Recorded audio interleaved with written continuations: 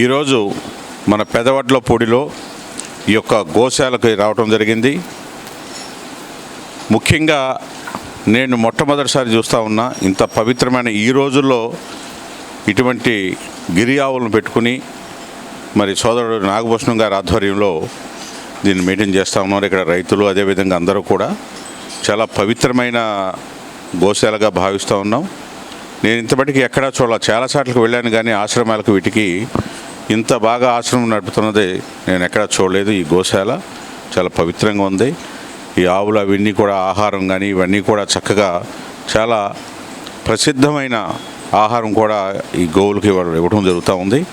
అదేవిధంగా ఈ గోశాల ద్వారా నెయ్యి కానివ్వండి లేదా ఏ పదార్థాలన్నీ కూడా ఆర్గానిక్. ఇవాళ బయట ఈ ప్రపంచంలో ఆర్గానిక్ అంటే ఎక్కడ కూడా పొల్యూటెడ్ దొరుకుతూ ఉన్నాయి. అలాంటిది అలా కాకుండా సిస్టమేటిక్గా ఒక పద్ధతి ప్రకారం దీని ద్వారా ఈ యొక్క ఆర్గానిక్ నెయ్యి కానివ్వండి ఇతర మరి మిల్క్ కానివ్వండి అన్నీ కూడా తీసుకొస్తున్నారు. నేను చాలా ఆనందంగా ఉంది ఇది చూస్తున్నందుకు. ముఖ్యంగా నాకు కూడా చాలా సంతృప్తిగా ఉంది ఇటువంటి గోశాల ఇవాళ చూడటం, అదేవిధంగా మరి ఆహారం వాటికి తినిపించడం ఇది అదృష్టంగా భావిస్తూ ఉన్నా.